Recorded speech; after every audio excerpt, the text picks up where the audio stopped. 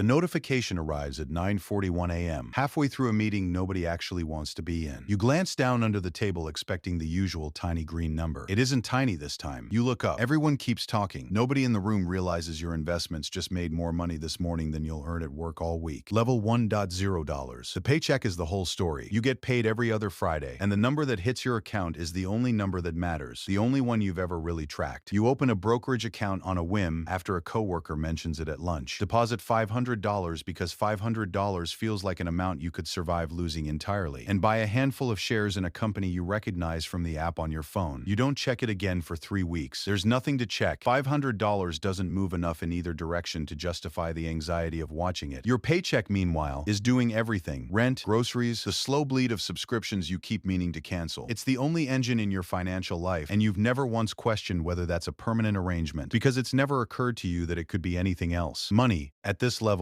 only comes from one place: showing up. The first rule: at $0 invested, your job isn't one income stream among several. It's the entire river, and everything downstream depends on it never running dry. Level 2, $8,000 invested. The habit forms before the money does. You start contributing to your 401k because HR mentioned an employer match in your onboarding packet, a phrase that meant nothing to you at the time and now means, roughly, free money you'd be an idiot to leave on the table. A sentence a coworker says to you almost verbatim in the break room, and something about hearing it out loud finally makes it click. You bump your contribution up to 6%, the exact number required to capture the full match, not a percent higher, because you're not yet the kind of person who thinks in terms of maximizing anything. You check your portfolio now with a frequency that embarrasses you slightly. Most mornings, sometimes twice, a habit that has nothing to do with the actual dollar amounts involved, and everything to do with the specific low-grade thrill of watching a number that isn't tied to your labor move on its own. It moves down more than it moves up. In your first year, and you learn, the hard way, the particular stomach drop of watching money disappear that you didn't technically do anything to lose. The second rule: the habit of investing forms years before the money that makes it meaningful. You're not building wealth yet. You're building the muscle you'll need once there's actually something worth lifting. Level 3, $31,000 invested. The gap becomes visible. You run the numbers for the first time, actual numbers, not vibes, and discover that your investments returned $2,400 last year. A figure that sits there on the screen looking almost like a second paycheck if you squint at it in exactly the right light. It isn't a second paycheck. It's less than what you'd make working 2 extra shifts, and you know this. And you calculate it anyway because something in you needed to see the comparison laid out plainly, even though the answer wasn't close. Still, something shifts. You start reading things you didn't used to read: expense ratios, index funds versus individual stocks, a phrase called dollar cost averaging that you have to look up twice before it actually sticks. You're not obsessed. You're just aware now, in a way you weren't a year ago, that there's a second, much quieter conversation happening about your money that has nothing to do with your job title. The third rule: at $31,000, you're not rich. You're just starting to notice that a second clock is running in the background of your life, ticking at a completely different speed than the one your paycheck runs on. Level 4, $84,000 invested. The market does something you didn't do anything to earn. The market has a genuinely good year, one of those years financial news anchors describe with words like rally and surge, language that makes the whole thing sound more dramatic than the actual mechanism, which is just millions of separate decisions adding up into a number that happens to be moving in your favor this particular 12 months. Your portfolio grows by $11,000 without a single additional dollar of your own money going into it, purely from the market doing what markets sometimes do. You sit with that number for a while, turning it over. $11,000 is more than your last raise, more than your last 2 raises combined, if you're being honest with the math, which you are, because at this point you've started being honest about numbers in a way that feels almost uncomfortable, like a light switched on in a room you'd gotten used to keeping dim. You didn't work harder for this money. You didn't work at all for it. It just arrived, a byproduct of money you'd already earned once, now quietly earning again on its own. The fourth rule: at $84,000 invested, you get your first real glimpse of a version of yourself who makes money while asleep, on vacation, in a meeting you're not paying attention to, a version of yourself the paycheck alone could never produce.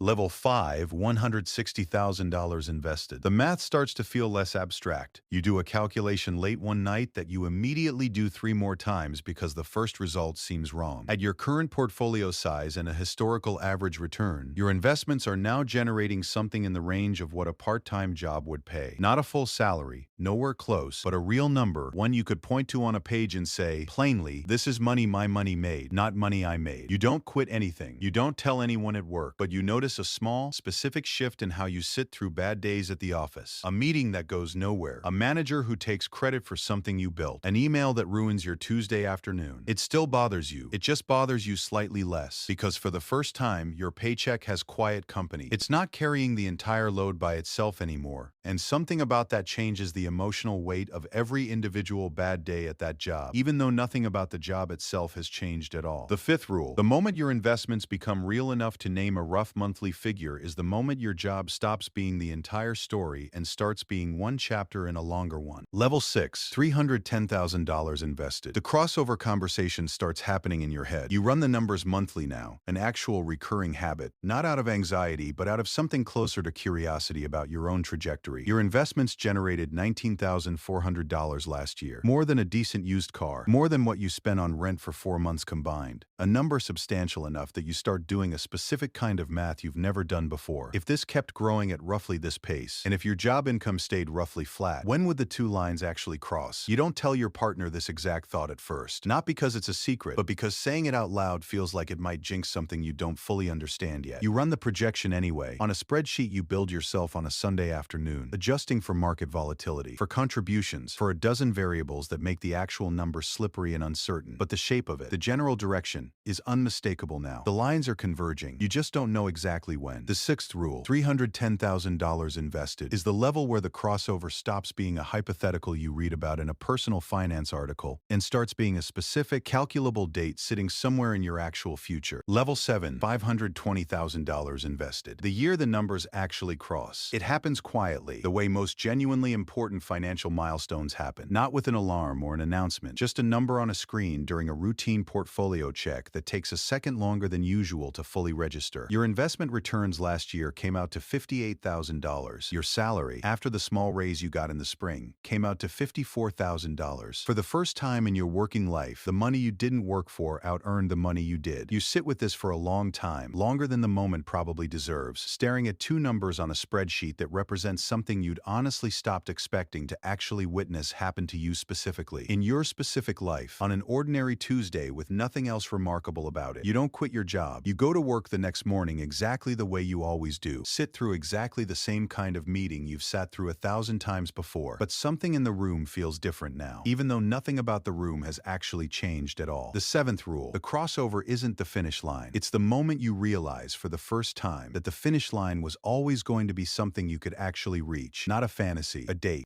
Level 8, $890,000 invested. The job becomes optional in a way you can feel. Your investments now generate more in a typical year than your salary does, consistently. Not as a one-time fluke of a good market, but as a sustained, repeating pattern you've watched hold steady across 2 full years now. You still go to work. You still care, mostly, about doing the job well. Old habits, old identity, the specific pride of competence that doesn't just evaporate because the financial math underneath it changed. But you notice something new in how you handle conflict at the office. A bad performance review, a passed-over promotion, a reorg that eliminates a role you were hoping for. These things used to feel like verdicts on your entire life. Now they feel like weather. Uncomfortable, sometimes genuinely unpleasant, but no longer existential. A colleague gets laid off in a round of cuts you narrowly avoid, and you notice your own reaction with a kind of detached curiosity. You're sympathetic, genuinely, but underneath the sympathy is a calm you don't fully recognize in yourself. The specific calm of someone who's quietly run the numbers and knows, with real confidence, that losing this job wouldn't actually end anything. The eighth rule, the job doesn't become worthless once your investments outpace it. It becomes a choice, fully, for what might be the first time since you started working. And choice changes the entire emotional texture of every single day you keep showing up for it. Level 9, $1.6 million invested. You start doing the math you never let yourself do before. You open a retirement calculator, one you've avoided for years because the numbers used to feel too far away to be worth the anxiety of confronting directly. This time the projection doesn't scare you. It tells you something closer to a fact than a prediction. At your current portfolio size, growth rate, and spending habits, you could, if you chose to, stop working entirely and maintain your current lifestyle indefinitely. You read the sentence 3 times, you close the laptop, you open it again 20 minutes later, and read it a 4th time, just to make sure the first 3 weren't some kind of math error you'd talk yourself into believing. You don't quit. Not yet. But something fundamental shifts in how you talk to your manager, how you negotiate, how you sit in rooms where decisions get made about your career. You've stopped needing anything from this job in the way you used to need it. And the people around you, though they can't articulate exactly what's changed, start treating you slightly differently, the way people always seem to treat someone who no longer needs the thing they're asking for. The ninth rule. The number that finally lets you stop working isn't a milestone you announce. It's a quiet piece of leverage that changes every conversation you have from that point forward, whether or not you ever actually use it. Level 10, $2.4 million invested. The job becomes a hobby with better health insurance. Your investments now generate more in a year than your salary paid you at any point in your entire career, including the raises, including the bonuses, including every good year you ever had. You stayed at your job, not because you need to, but because you genuinely like the people, the problem solving, the specific rhythm of a life that has structure to it. But the relationship has fundamentally inverted. You used to work because you needed the money. Now you work because you want to, and the money that arrives is almost incidental, a pleasant but non-essential addition to a financial life that no longer requires it. You catch yourself in a meeting one Tuesday, watching a younger colleague stress visibly over a deadline, doing math in her head about rent and student loans the way you used to do at level 1, and you feel a specific kind of tenderness toward her that surprises you. Not pity, something closer to recognition, the way you might recognize a photo of a stranger standing exactly where you once stood. In a life you can still remember the texture of even though you no longer live inside it. The 10th rule. At $2.4 million invested, the paycheck stops being the engine of your life and becomes something closer to a souvenir. Proof you once needed it. Evidence of a version of yourself the money quietly, patiently replaced. Somewhere right now, someone is opening a brokerage account for the first time, depositing $500 because $500 feels like an amount they could survive losing, buying a handful of shares in a company they recognize from an app on their phone. They don't know yet that the number they're not watching, the one moving slowly and invisibly in the background of a life still entirely run by their paycheck, is the same number that will one day, on an ordinary Tuesday with nothing else remarkable about it, quietly out-earn the job they've spent their whole life believing was the only engine they had. The paycheck never disappears completely. It just stops being the whole story, one contribution, one market cycle, one unremarkable Tuesday at a time, until the story it's telling is no longer about what you did for money, but about what your money eventually started doing for you.